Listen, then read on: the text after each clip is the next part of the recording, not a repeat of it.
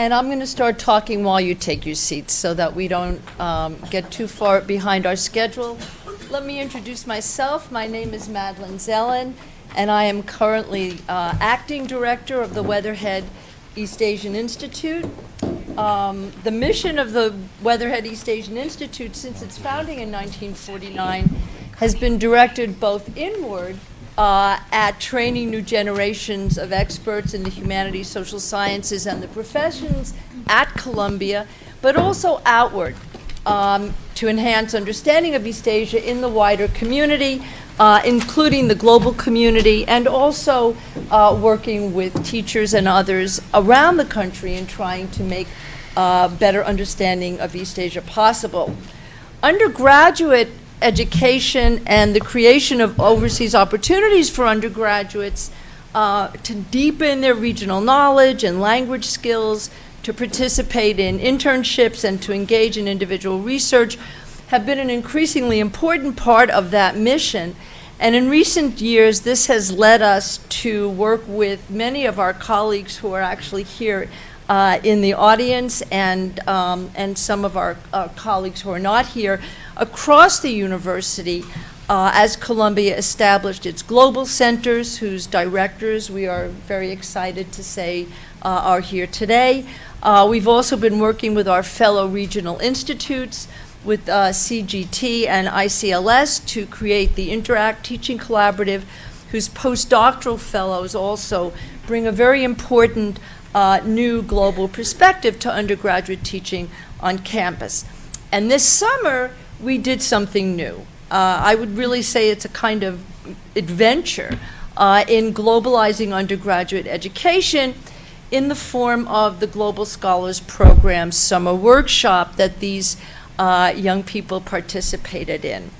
I have to say a few things as background, and then I'm going to make some thank yous, and then I'm going to turn the program over to them. But I think it's important to note that, as President Bowl just said, the international is not a new thing at Columbia. Scholars, especially those of us who work on parts of the world other than the United States, have been incorporating a kind of globality in their work for a very long time. And you see a lot of that coming out in the kinds of things that our students are talking about when they go out into the world and look for projects. So we've taken methods developed for the study of one place and applied them to another place. We apply comparative frameworks to multiple sites. We read place A through the eyes of place B. We look for things that are unique to help us better understand those aspects of the human experience that we share. And we are going to keep doing these things no matter what happens with the internet and everything else, because these are at the very foundation of what education is about. We also continue to believe in the importance of sending students abroad to deepen their language skills, to develop specialized regional knowledge, and so on. But if this is the only thing that we do, we will undoubtedly continue to be the leaders, amongst the leaders in international studies that we have been for some time, but we're not really going to be globalizing education. For this, we've come to conclude we need to develop new ways to enable students to have the opportunity to engage with the world in diverse settings. And we've seen some of that already in the wonderful presentations of the Paris program. And last summer, the WEAI undertook a pilot program, the details of which you're going to hear in a moment, in which faculty members Guobin Yang and Robbie Barnett took 11 students, not all of them are up here on the podium, to spend 6 intensive weeks studying issues of environment and in issues of poverty in urban settings, in very important urban settings of Beijing, Shanghai, and Mumbai. As an academic program, the workshop provided these students with a highly sophisticated, multi-site social science field research experience, which I hope you'll hear about. But what really excited me as a teacher was the opportunities that this combination of rigorous research in 2 different parts of the world provided these students with an opportunity to engage, and I think the word engage is really important here, to engage in a different kind of learning. One that's really based on encounter with the varied actors who both experience and attempt to influence the conditions of life on the ground in multiple global settings. One could say that the everyday of the people that our students encountered in China and in India, in one sense, challenged them to bring specificity to a lot of the generalizations and theories that we're so good at teaching them, but also provided a very vivid experience of the impact that different backgrounds, different cultures, different education, different life experiences, different institutional interests have on our interpretive positions, because they were meeting people with all those different things. The fact that this was a group experience, I think, was extremely important to us, providing a unified focus, but also giving them an opportunity to constantly engage in feedback and critique amongst themselves. And equally important, I think, was the requirement that they come back to campus and participate in a specially created seminar in which they are now, in a sense, unpacking the lessons that they learned and applying them to analytically very rigorous writing projects. This was a process of very deep immersion. But like any real-world encounter, it couldn't be scripted, and my impression from reading the wonderful evaluations that we've received already from students and from their professors is that this was really also an opportunity to hone resilience, to hone techniques of collaborative work, to hone your skills in written and oral presentations, and these are all things that these people are going to take with them when they go out into the larger world, and when most of them don't become professors and scholars. Now, most people don't realize how many people it takes to put something like this together. And I want to start by thanking President Bollinger for his financial support for the GSP program, and also for his vision and encouragement of our efforts. And we're really especially excited that he's come to spend this evening with us. I also want to thank our Global Center partners in this endeavor, Dr. Ken Pruitt, the former VP of the Global Centers, Dr. Safwan Masri, current VP, and during the time this was going on, Acting Director of the Global Center East Asia, Dr. Nurupam Bajpai, Director of the Global Center Mumbai. They and their staff on the ground were amazing, and you really need the global centers to be able to do something like this. And I think that it really taught us that the global centers are going to be a major force in how we reconfigure global education. On campus, I also want to thank Michael Pippinger, Dean of Undergraduate Global Programs, and Associate Dean Fei Zhu. They shared with us extensive experience and expertise in how you carry out an overseas program. They helped keep us focused, because we're just excited, and they helped us keep our students safe, which was really important under sometimes very challenging circumstances in the field. And we're also grateful that they're continuing to work with us as we evaluate lessons learned and devise ways to make next year's program as successful as possible. I also want to thank faculty of the South Asian Institute, especially Anu Rao and Geeta Mehta, who worked with our students, who helped us develop our syllabi. The dean's offices at Columbia College, at CEAS, at GS, at Barnard were amazingly supportive and gave us very interesting and important critical feedback. And I want to thank Hazel May for helping us shepherd the syllabi through the COI and the IRB process. IRB is, most of you don't know what that's all about. And I also want to extend my personal thanks to the extraordinary staff at the WEAI, who are amongst the best people I've worked with in an institution, for overseeing the execution of this project at every stage, in every minute detail. I want to thank Provost John Coatsworth, who sends his regards to us, even though he couldn't be here, and Executive Vice President for the Arts and Sciences, Nick Dirks, who you're going to hear from in a minute. And I also want to take a moment to thank our donor, Al Weatherhead, and his wife, Cecilia. Al is no longer with us, but we never could have done all these things without the support that they gave us. For those of you who find the presentations you're about to hear interesting, exciting, I want to say that we're happy to tell you that we're planning to do it again this coming summer. We expect to undertake this summer in collaboration with the Institute for Latin American Studies and the Santiago Global Center, one of our newest global centers, but they're right there with us, and we look forward to your continued support and to the participation of a new cohort of amazing Columbia and Barnard students who are going to go overseas. Now I want to turn the mic over to, is Robbie up here with you guys? I can't see. Oh, there you are. To Robert Barnett, and who is I guess I would define you as a contemporary cultural historian. That's what I've decided you are. But is also the head of our Modern Tibetan Studies program, so you can see how far and wide we wander in our explorations of the globe, and you will lead the students.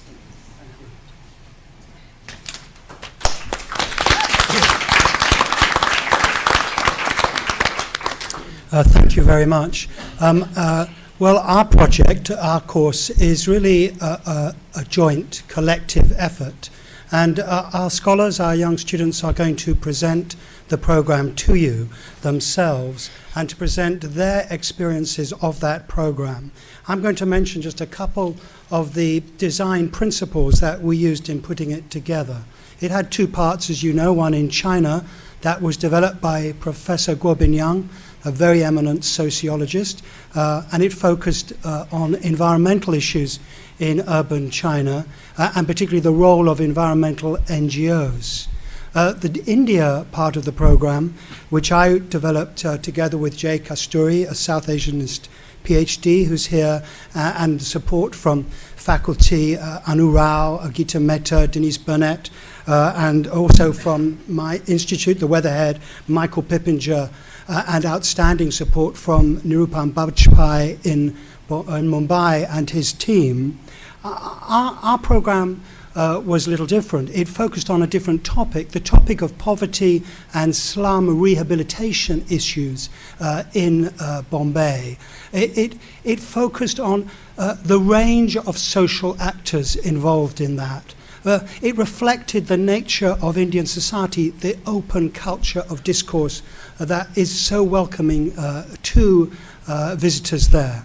It also had intellectual principles. One really came from Michael Pippinger, which is to offer all the things that a classroom can't offer within a framework of rigorous intellectual inquiry.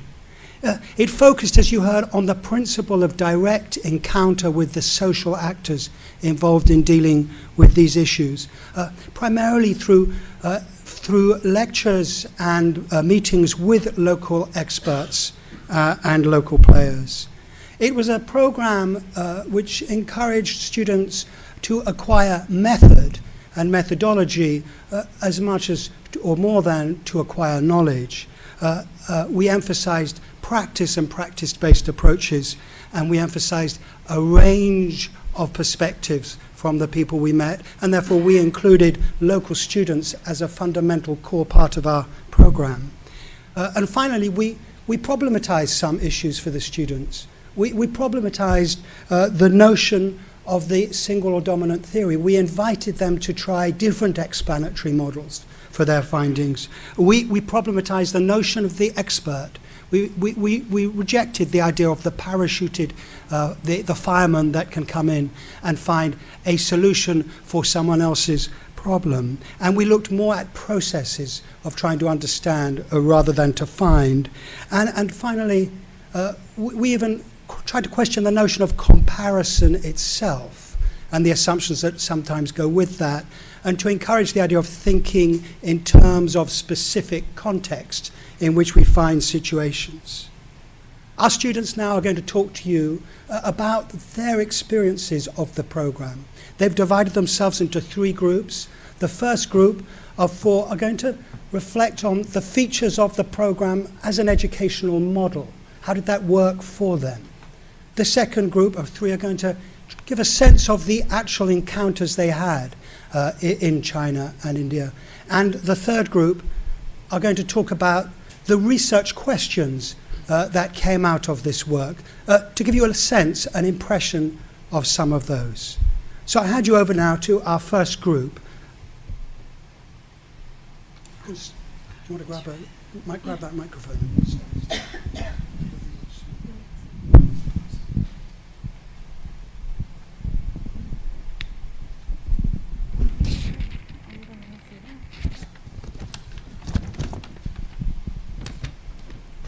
Hello, everyone.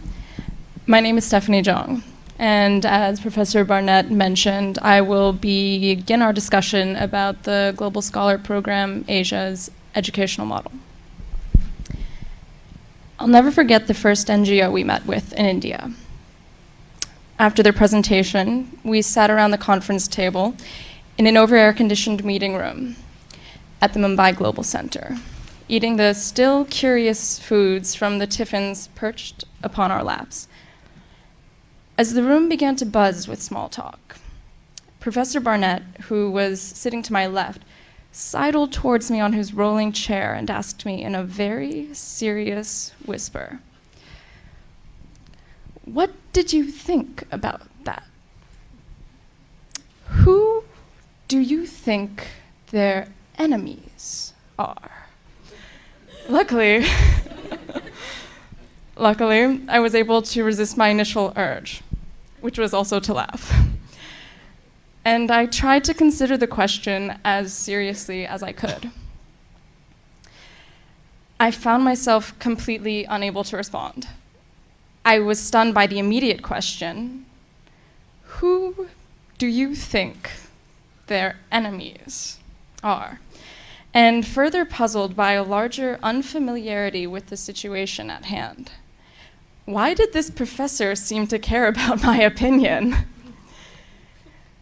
As undergrads, we spend a lot of time riddled by academic insecurity. In freshman and sophomore years, the Corps provides small classroom interactions with professors who come to intimately know their students' early college goals, academic or otherwise. After that, a lot of us are left as fish out of water. We either figure out how to construct our own academic networks from the ground up, or we don't.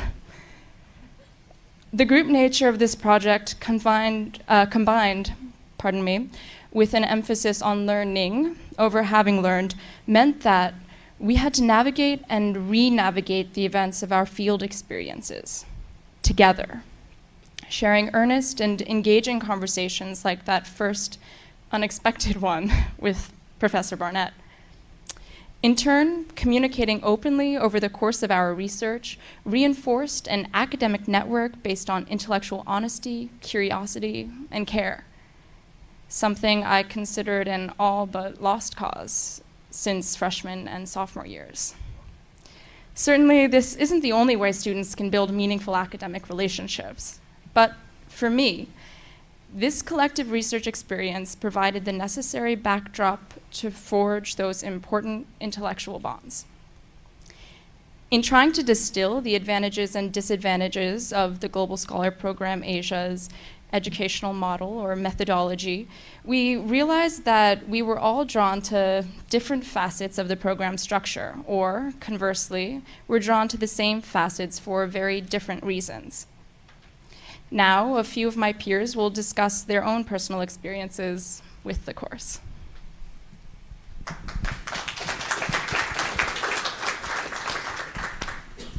Hello all, my name is Connie Chang.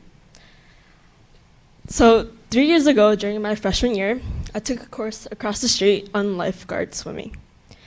At the very beginning of that semester, I remember having to take a practice test. In fact, I remember this incident quite well because, frankly, I thought I was going to drown carrying the 10-pound weight from one end of the pool to the other. I'm pleased to say that the Global Scholars Program this summer did not include a life or death situation. But I like to think of this experience as being as similar to being thrown into a watery abyss, not yet able to swim, but surrounded by the safety of a net. We were all tossed into these very different cultures.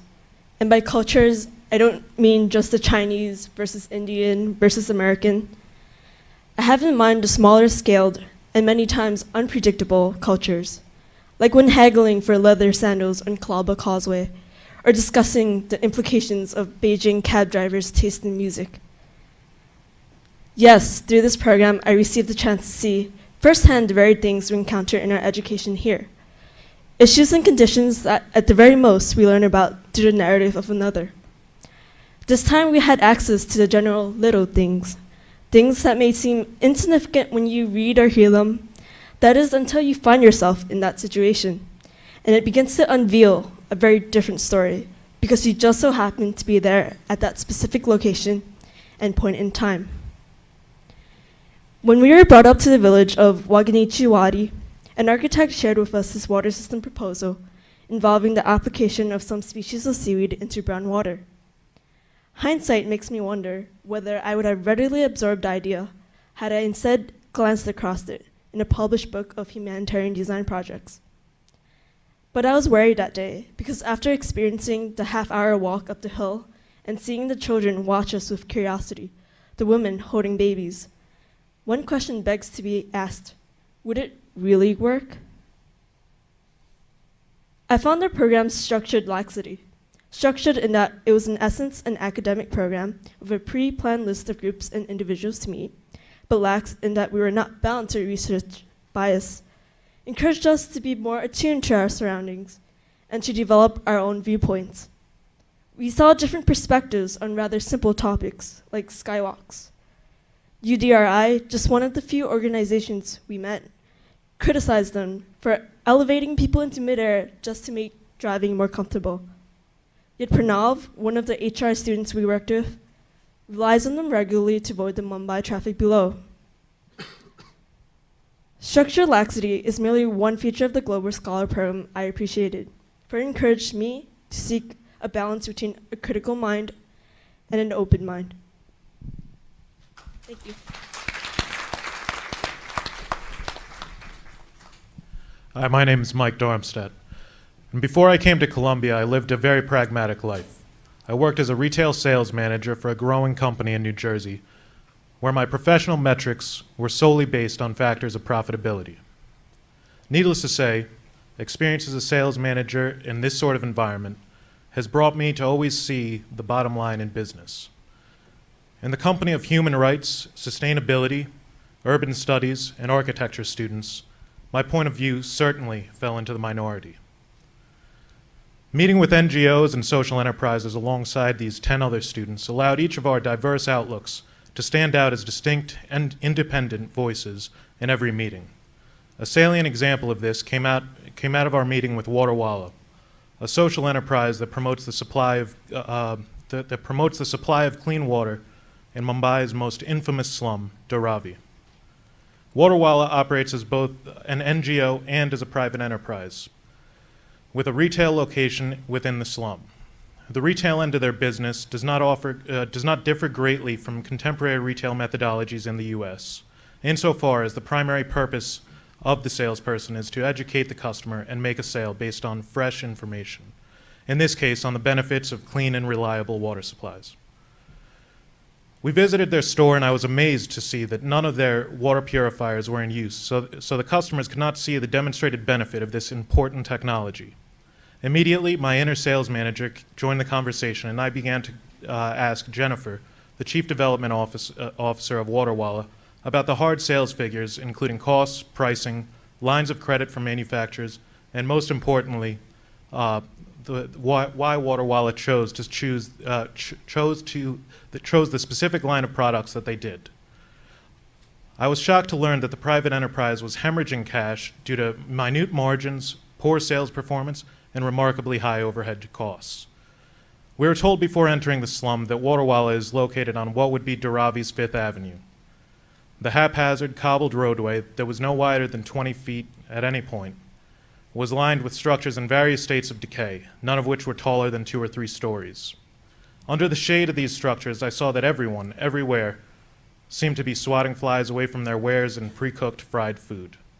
Directly behind a fruit stand across the street from Waterwala, there was a huge mound of mixed trash, forcing the fruit vendor to fight ever more vigorously against the advances of an excited swarm of flies. At this point, I stopped focusing my inner sales manager on Jennifer, and I started listening to what my peers had to say. I quickly realized that while I was grilling Jennifer on the company's lack of profitability after a year in business, my peers were stuck on a completely different aspect of the organization. Stephanie and Cecilia were having their own intense interview with Saeed regarding Waterwala's methodology of community outreach. At first thought, I cast out this point of view as ill-informed due to the low likelihood of Waterwala's sustained financial future. But it soon occurred to me that I was missing a very large piece of the Waterwala puzzle. This was a firm that was trying to sustain itself while servicing a community in dire need of help, and there was no one else hitting the pavement with half the passion or commitment as the Waterwala team. They were promulgating a future filled with clean water for every household in Mumbai's slums. The convergence of differing intellectual curiosity in the Global Scholars Program gave me, and I believe that the 10 other students that are sitting here with me today, the opportunity to engage with otherwise foreign academic ideologies. The experience at Waterwala gave me the chance to view more than just the bottom line. It allowed me to see things from the viewpoint of my peers, and as much, I had the opportunity to engage with these important problems in ways that I could have overlooked otherwise. Meetings like this helped me see the innate benefit of academic and intellectual diversity within a group, and I could not have wished for a more valuable outcome out of this program. Thank you.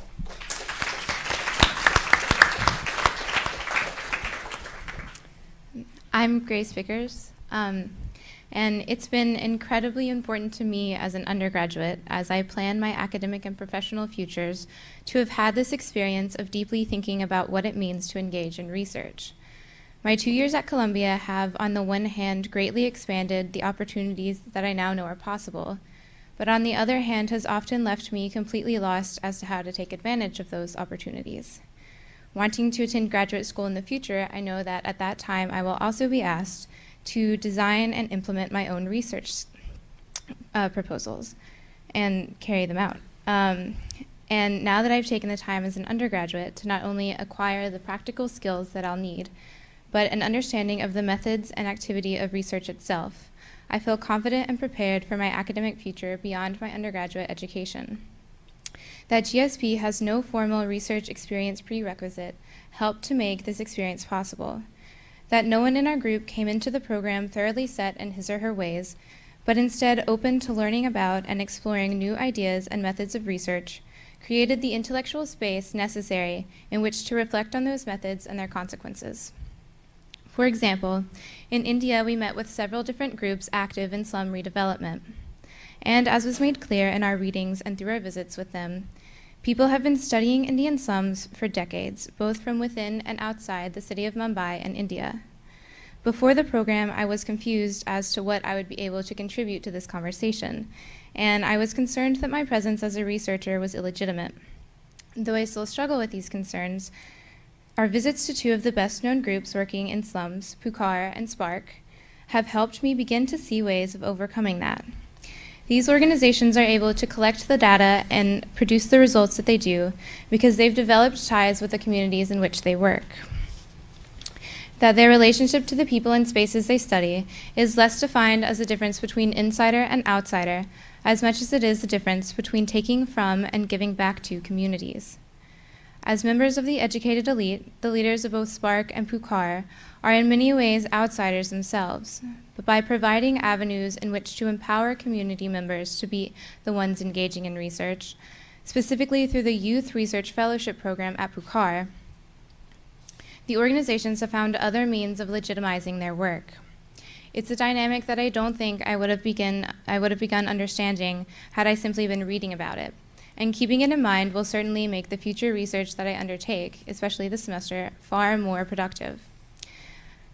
As our individual sources have highlighted, certain components of the program's design, whether the close academic relationships it fosters, its structured laxity, the convergence of academic disciplines and perspectives that it allows, or the opportunity to engage with different research methodologies, has shaped our personal and collective experiences as both students and researchers. Thank you very much.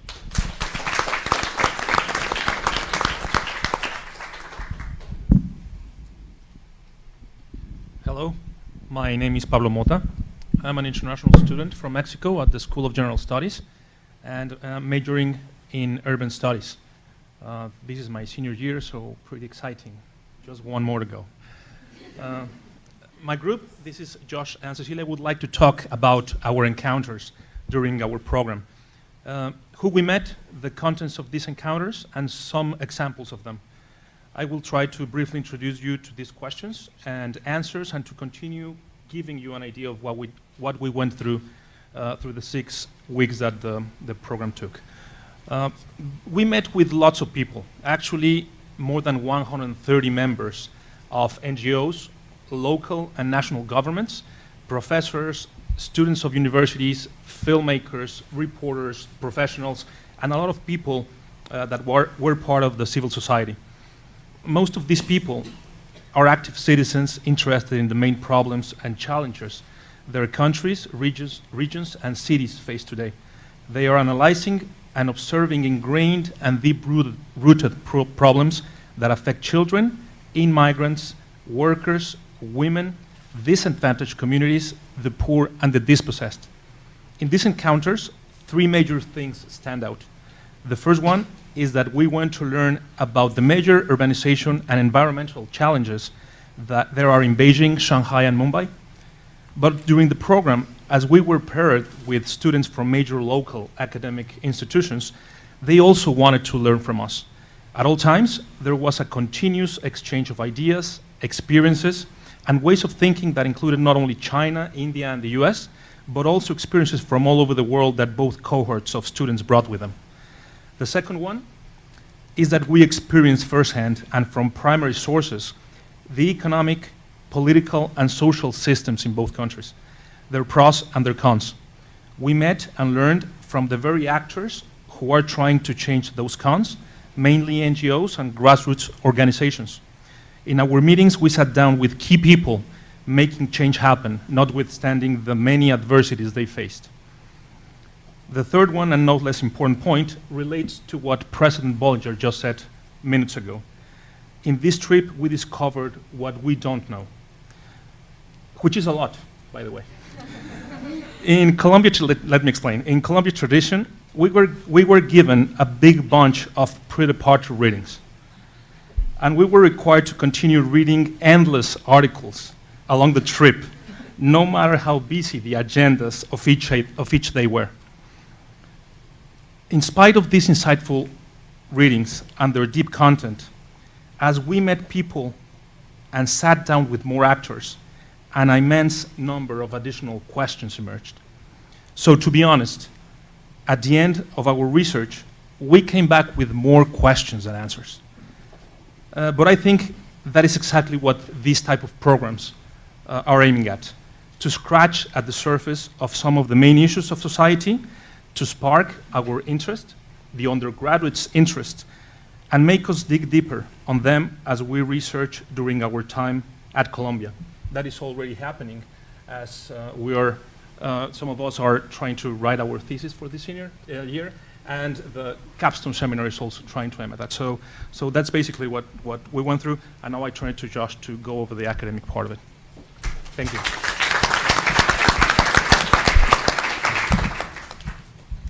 Hi there. I want to talk a little bit about the influence that being with the academics that we were with had on us, and also about the people that they brought to us. You wanna do that, Mom? They overall, I would view it as something that sort of created road markers and refocused us and reshaped our views at different points throughout. It was very easy to take the views of the different experts in each field that we met with at face value. And from the moment we were accepted to the program, Professor Barnett set up meetings for us with professors here at Columbia who were able to sort of give us ideas about things to look out for, and also about pitfalls to be aware of. And while they did create some biases that we also needed to check ourselves on, they gave us a sort of springboard that allowed us to get deeper into these issues than we ever could have without people who had been studying these fields for a very long time could have given us. So one of the other things that academics brought to us is showing us what academic conflict means and what uncertainty means, and just how certain even some of the experts are. We learned about the importance of different perspectives, and we learned what it meant to navigate these different perspectives. The way we were thinking about it is, we didn't necessarily hesitate to ask the hard questions, but we nonetheless got harder and more difficult answers. On one instance, we visited an institution called the Tata Institute of Social Sciences for a talk on religion and caste-based social exclusion in India. And we got to witness firsthand how people who we assumed were the experts on caste-based exclusion in India sort of go head-to-head with our TA on the program.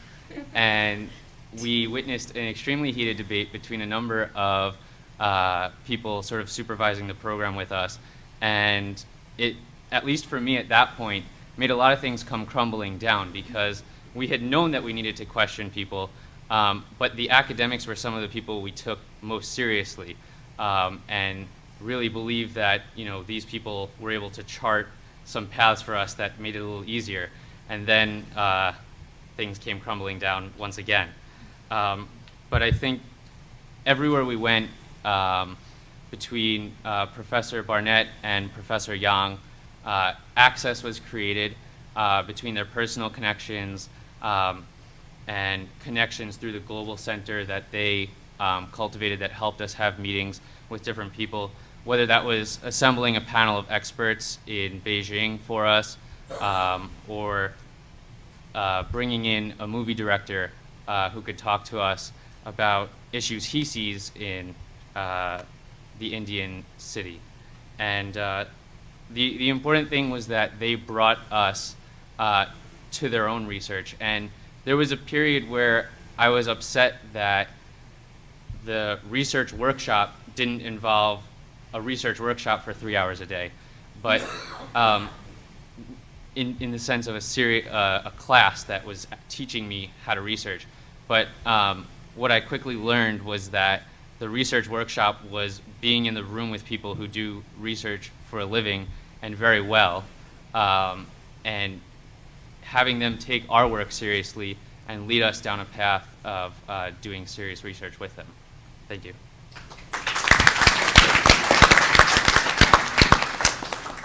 Hi, my name is Cecilia. I'm also an urban studies senior, so this was a really exciting trip. And as some other students mentioned, we were lucky enough to get to study with a group of Chinese students and Indian students in their respective countries. And I think we enjoyed getting to know these students on a personal level, getting dragged home to their houses and going out to karaoke. But I think also, importantly, what we were able to learn about their academic and community and political engagement was, on a research level, very as valuable as some of our more formally arranged research interviews or meetings. So I think what a lot of us were able to observe through our interactions with our peers is a really big difference between how say, Chinese students and Indian students interacted with us and interacted with our subject matter in the classroom, or when we'd have discussions about what we were doing that day, or at our field sites. And we saw some Indian students really, really engaging and fighting the political narrative and trying to create these changes in their communities, while we had a much harder time coaxing conversations out of our Chinese counterparts. And there was a lot more hesitancy and reticence on their part to talk about a lot of things. And I think kind of our time with these students brought up a lot of really important questions, like how the political infrastructure of a country really affects the extent to which you can engage with people, with your research subjects, if that's what you want to call them, but also just who you're with. And also how political and cultural norms are kind of influencing the extent to which an academic dialogue you have is viable, or even what information you consider viable, or data or research. So by the end of the trip, we had eaten a lot of strange and spicy food and explored some parts of Beijing and Shanghai that I don't think we would have on our own. But more importantly, I think interacting with these students really helped us question our own academic approaches and our American academic approach, or whatever country we were from. And there was a lot of, kind of like Pablo said, a lot of questions that we came away with, and I think we also came away with a lot of questions we didn't ask, and this is an exciting thing for all of us that I don't think we realize. So.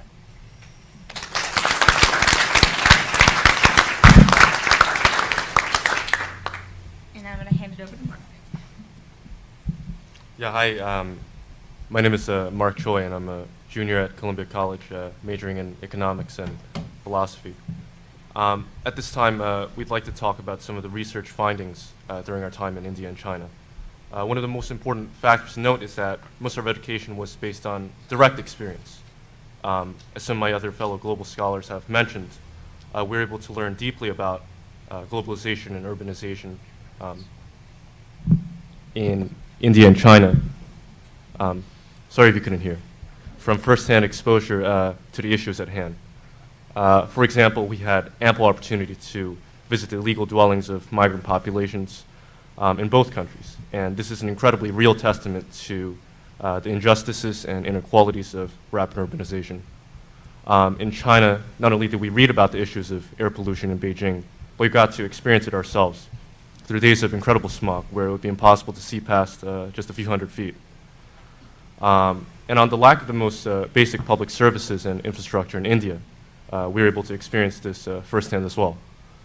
We visited and met the residents of the Dharavi slums. We felt the bumps and bruises of deprived roads, and we even got to experience the poor conditions of sanitation and the public water supply, because all 10 of us students standing here today were ill in bed for at least a portion of our trip. We all fought days of fever and stomach viruses.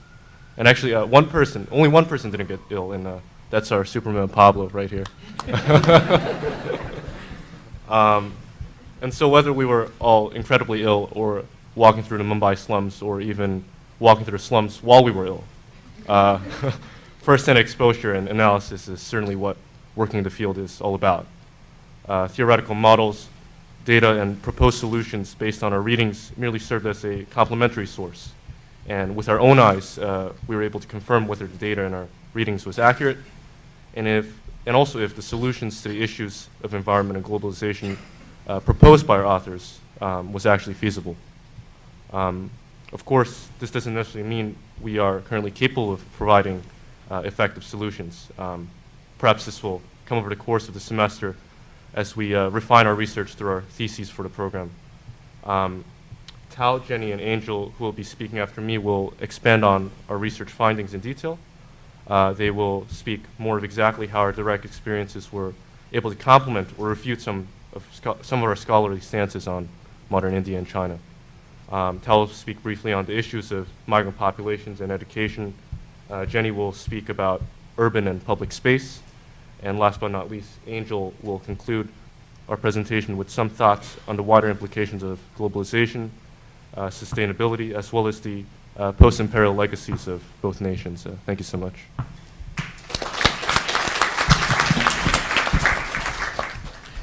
So one of the most significant but largely unsung contributors to China's booming economy is migrant workers. These populations have helped transform the Chinese economy over the past 3 decades. The new settlers of China's mega cities also have created great challenges for urban policy. Shanghai has 23 million people, 9 million of which are migrant population. And among the 7.5 million people aged between 20 and 34, 60% of them are migrants. We have a conversation with an informal recycling worker in Beijing during a conversation with NGO Green Beagle. He told us that the registration system, or hukou, is the major factor which prevented his waste recycling business from receiving any protection of the law. The business, which he had for over 15 years, was eventually shut down by the government. During his decades of struggle in the city, he only got to see his children and wife during the Chinese New Year holiday, which is the common situation millions of migrant families face. In addition to the immediate issues of the relocated population, such as income inequality, living condition, health issues, etc., we found ample reasons to pay close attention to the children of the migrants. There are 390,000 children under the age of 6 who are officially classified as migrants in Shanghai. In China's registration system, children born into migrant families follow their parents' rural status, regardless of where they were born or currently live. They face serious challenges of social mobility as they are barred from attending local high schools. The privately run schools in Beijing for migrant children are often ill-funded and often face demolition or the suspension because the government doesn't give out permits to these schools. Similar to Beijing and Shanghai, Mumbai gets 20,000 new migrants from rural parts of India daily. However, different from the dominating working age migrant model of China, Indian migrants tend to bring their families, including the elderly and the young. These arrivals usually settle in slums or arrival cities around Mumbai, where they can find jobs and residence through their connections back in their villages. In Dharavi, one of the biggest slums in the world, the migrants can get their first jobs in tanning shops and plastic recycling factories, and then earn a space in the surrounding informal structures. The more fortunate of these slum dwellers will manage to send their children to private English teaching schools. For those new settlers, they can only bring their children to their jobs, such as construction sites. In Mumbai, there are 50,000 children living in construction sites, and one NGO we visited, Mumbai Mobile Crashes, strives to provide basic education for their children, including a preschool and a bridge course to facilitate older children entering local schools. These direct contacts helped me understand the information I read for our course readings and added new dimensions to abstract issues. Thank you. Hello, everybody. My name is Jenny Han, and I'm studying economics and philosophy. So one main focus during the trip was on the different manifestations of urbanization in Beijing, Shanghai, and Mumbai. We wanted to examine the urban form being impacted by globalization. Is this better? So what are life, living, and labor like, and how are they visible in space? In order to be a skilled knowledge gatherer while being sensitive to subtle social, gender, and class differences, we moved beyond the traditional methodology of participatory standard narrative research. We could not completely avoid being urban voyeurs, but we still tried our best to use informal ways of looking at power and politics by examining the city spatially. Our research in Beijing and Shanghai centered on environmental NGOs, so I can only speak on behalf of the NGOs that we encountered. And with an exception of very well-recognized international environmental NGO called Greenpeace, the offices of NGOs were, for the most part, located in low-story buildings with walk-up stairs, modest office space, and plain furniture. The first NGO that we visited didn't even have a signage posted in the building, so it was almost impossible to find. On the other hand, government-organized, non-governmental organization, as you can tell by its name, are set up by the Chinese government with a propagandist agenda. And these offices were located in high-story modern buildings with very advanced technology and water fountains, exhibition rooms, flamboyant lobbies, and colorfully woven carpets. And I think that sizes and volumes relate to function and indirectly tell us about society. An examination of the simple spatial orientation of the NGOs and gongos reflects the carefully regulated display of power and control of space in the Chinese government. Now, moving on to Mumbai, I did not observe this kind of meticulous planning and construction of the city, and perhaps it may be more apt to convey my experience of the city using literary devices, which is how they were presented to us. Mumbai is a city of contradictions. It's a city of heaven and hell. Ambani's 27-floor personal home that is worth $2 billion and is maintained by 600 full-time staff towers over Dharavi, which is Asia's biggest slum that extends over 1.75 kilometers. Rows of five-star exclusive hotels line up along Marine Drive, which is also an open dumping ground for everybody in Mumbai. Migrant workers and their children find shelter in construction sites under buildings, while new buildings are being built. Mumbai is a city of creative destruction and a work in progress, as in the words of Professor Rao. It is a city that is evolving organically, influenced by multiple internal factors, where the visibility of contradictions are readily available to us. The spatial examination of the three cities, finally, was only one methodology of many that we used during the trip. One important methodological insight I gained was that so many of these urban issues and themes are not discrete topics, but rather they're very subtly linked to each other. We cannot talk about space without addressing the issues of policymaking, city planning, migration, inequality, poverty, and rehabilitation. Thank you.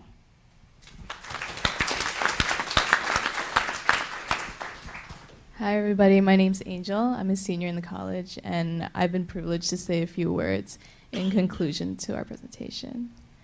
So coming from our time abroad, we, as Mark said, we were not expecting to develop completely innovative theories about environment and urbanization in Asia, nor were we expecting to come up with genius solutions to the issues we came across. Rather, we focused on formulating a new method of thinking that synthesized a multitude of perspectives and approaches to the problems at hand. We aim to seek points of departure from conventional perceptions of these two countries and to foster intersectionality between seemingly separate disciplines within urbanization and environment, as Jenny said before. While our experiences were supplemented with academic readings and lectures throughout, the field data that we ultimately gathered spoke to, quote, what life on the ground was actually like, as a fellow scholar put it. Quote, what did the different policies between the two countries mean for how people live their daily lives? How did these people think about the policies, if they even thought about them at all? Perspectives that we gathered from the ground up were crucial in helping us formulate our own perspectives and research interests. Some among us have already noted preliminary research findings on the behavioral and operational modes of public and non-governmental sectors, the effects that globalized urbanization has on these modes, and the natures of the relationships between government and civil society in two vastly different political frameworks. And after gathering all this data over the course of 6 weeks, we are now in the process of synthesizing it. We are asking questions about the various frameworks that both we and our hosts operated under, the perspectives that we heard from and the perspectives that we did not hear from. Was our program agenda in fact representative or selective of the components of urbanization and environment issues in China and India? Are the various approaches the two countries have to the issues productive, and do the benefits of these approaches outweigh their costs? These are only some of the questions we came away with, and we are now in the process of exploring them further in our fall seminar together. Lastly, in participating in this pilot program and in sharing our experiences and findings with you all afterwards, we hope to have shed some light on why this opportunity to engage in this sort of field research as an undergraduate is unique and valuable. We agreed to devote our summers and fall semesters to this program, knowing and anticipating that it was designed differently from any other study abroad program. We on this panel hope to have contributed to the directions that Columbia's current undergraduate study and research model will take in the future. Thank you.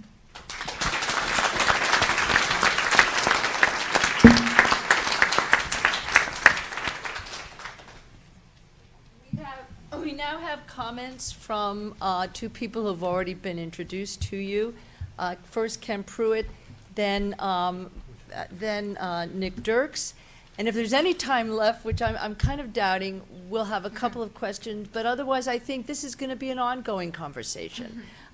So let me just thank the students. You guys are great. I want to hug you. Well, that was remarkable. I learned three things. One of a kind of a complicated intellectual sort, which I won't describe at length, but it turns out, as we sort of know theoretically but have now seen interpersonally, the local is universal and the global has got to be contextualized. These kind of complicated theories we have about globalization and so forth and so on, they land in various places. And what we've heard from these remarkable students are where they saw that happening.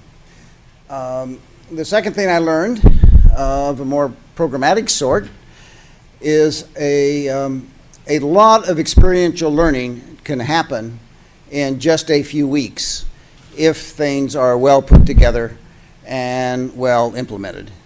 It's a big if, but nevertheless, we don't need endless amount of time to make sure that students have a fundamentally transforming experience.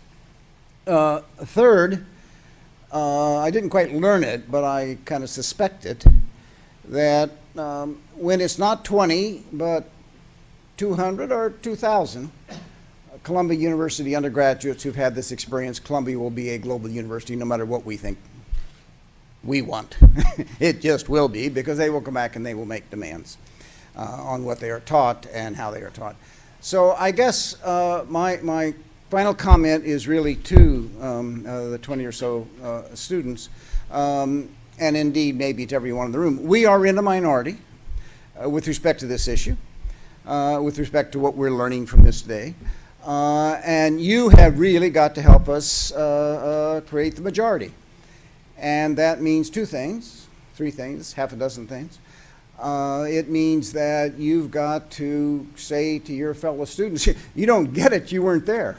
Let me tell you what it's really like to watch migrant workers, what it's really to watch transactions, interactions.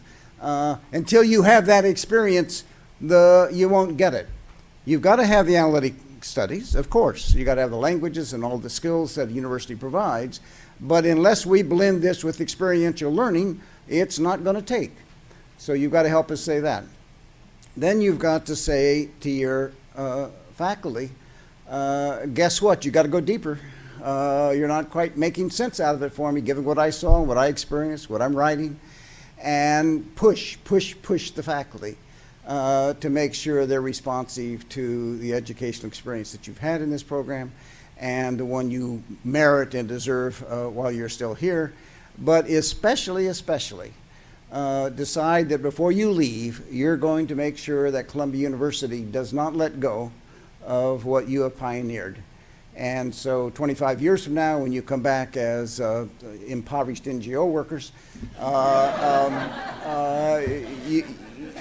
you will be very, very proud to have put Columbia on a new intellectual trajectory. Thank you.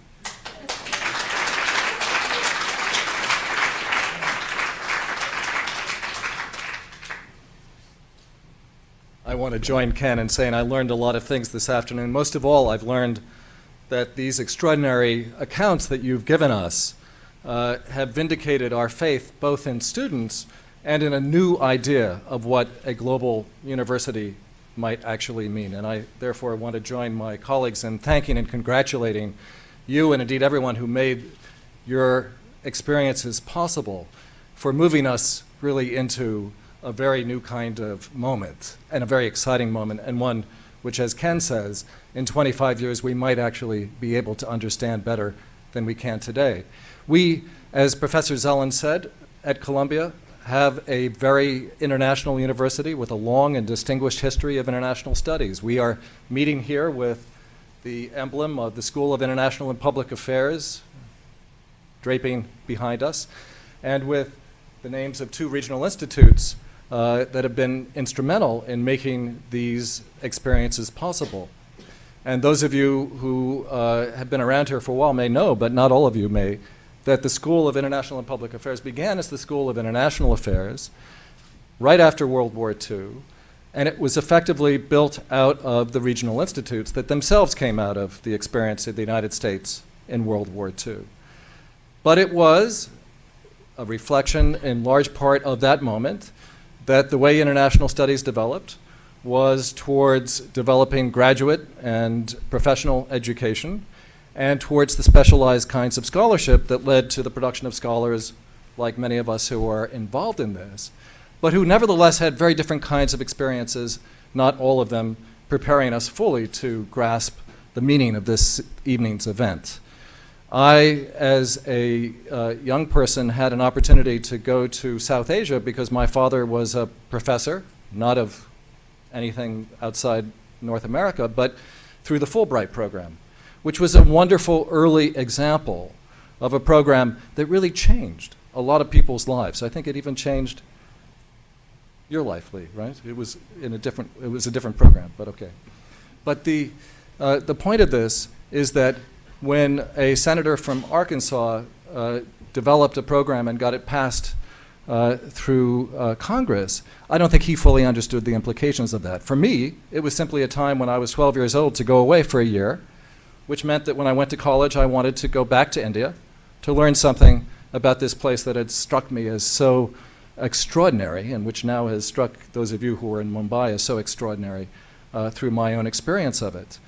But when I was in college, there were no programs like this. There were regular study abroad programs. At Columbia, we've had many wonderful study abroad programs, but there was nothing that would allow me to go and do the kinds of things that you did. I went off, and in fact, last summer, I came upon a letter that I had written to my parents in the summer of 1971 saying I didn't think things were working very well. I thought perhaps I was going to just pack it all up and come home.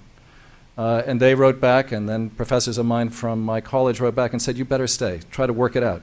It was very hard. It was a wonderful experience in the end, but I have been listening to you also with envy for the kind of help you've had in making these experiences possible, in organizing for you the serendipity, but nevertheless the structured serendipity. And there are lots of people behind this, of course, that made these experiences possible. We at Columbia will continue to do international studies the way we've done it for many years. We'll continue to do study abroad the way we've done it for years. But we now know, through this evening's set of accounts, that we can do something fundamentally different.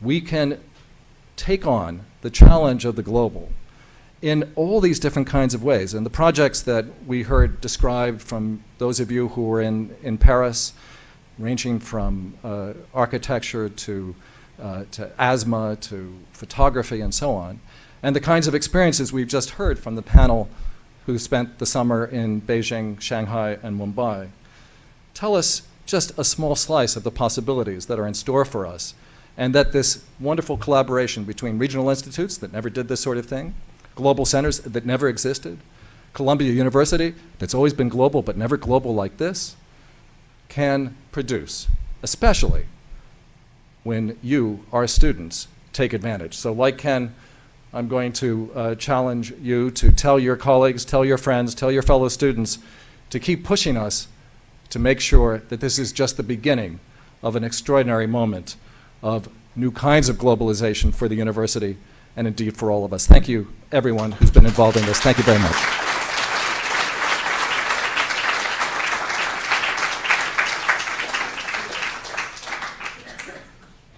Okay, well, why don't we put these up here, but let's ignore that. And just, I don't know how this works. How do I get this out? Where are my global scholars? Who know how to Yeah. And do we have anybody who didn't go on these wonderful experiences who would like to ask a question of our scholars who I think are basically here? Anybody? Nobody? Yes. I'm wondering what you're telling your fellow students about these programs, really, in the in the residence halls, in the evening.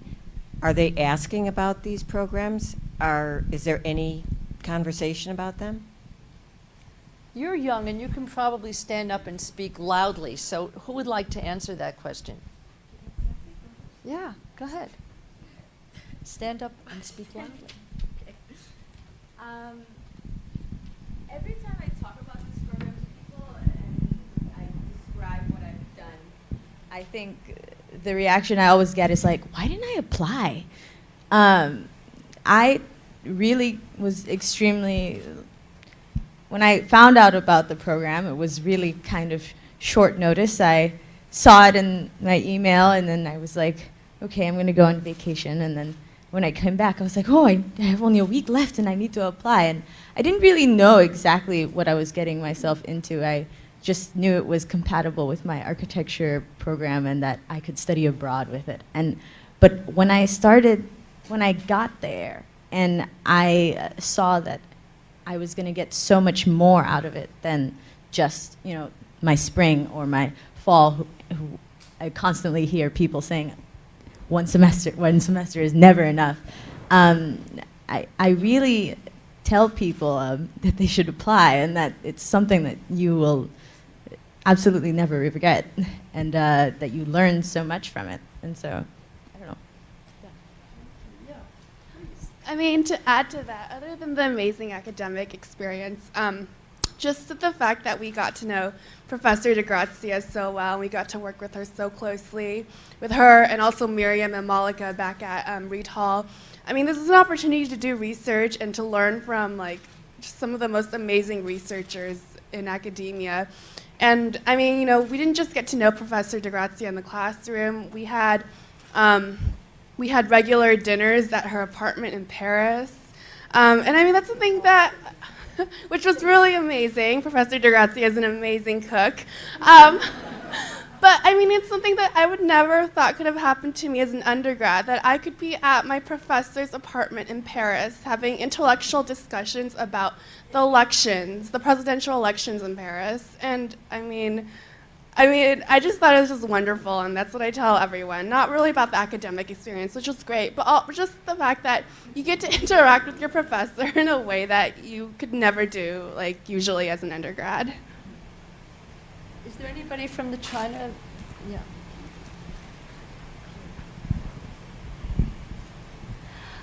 So I'm a senior, and before this trip, I think I had a lot of ideas about writing a thesis and about kind of a lot of what Stephanie mentioned about what my academic experience here had been. And I know a lot of other juniors and seniors that I study with have kind of struggled with the same thing.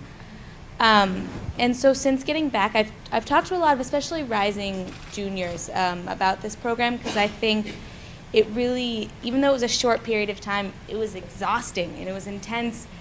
And I think it really, I've had this conversation with other peers, helped us really gain a lot more confidence in in not just our ability to do research, but our ability to just think about what we want to research, what we want to learn, and why we're here, which I think is important for all of us as we're graduating or just going on to the next year of school, is kind of legitimizing that. And so a lot of students I've encouraged to apply to help them figure that out.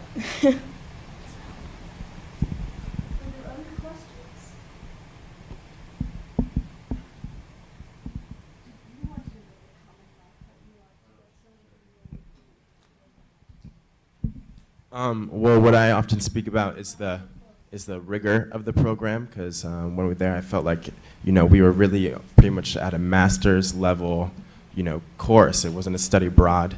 I think often what people associate, particularly with study abroad programs in Europe, that they're sort of vacation programs. There's a romantic notion, especially about being in Europe. But I think what this program does really well is sort of show the diffuse, maybe more oblique ways that inequalities still exist across Europe, and I think that's what really differentiates it from other programs abroad, especially in Europe. Well, I think maybe if there are no more questions, Myron has a question. Who's the real director? Well, I suppose I'm on leave, but here I am. It's more of a request to the student participants in both programs. Please keep in touch with us, yes. and let us have your feedback in the sense of, as we continue to develop the program, any problems, any logistical issues, technical issues, because I'm coming back in January and I really want to hear from you then. I'm sure Maddie will be hearing from you before then. But anyway, I want to encourage all of you in both programs to keep open lines of communication with us, because your input will be as important as anybody else's, since it's based on real lived experiences. Thanks. Let me also say that, I mean, you're the first groups, but whenever we do something like this, and there's a kind of sense of group identity developed, you want to stay in touch with us so that you can also connect with the students who go the next time and the next time after that. So by the time you're an old lady or old guy like me, you've had generations of Columbia students that you've related to who've had a growing experience like this. So please do keep in touch with us. And I also want to say that there are lots of opportunities on campus that undergraduates often don't take advantage of because they don't know about it. And now you're insiders, you're members of these regional institutes. So please come to our events, because there are a lot of people here that come here that are talking about the issues that you've been interested in, and tell your friends that undergraduates are really very welcome. It's not hard to get across Amsterdam Avenue, so we hope to see you again a lot. Okay, and thank you all for coming.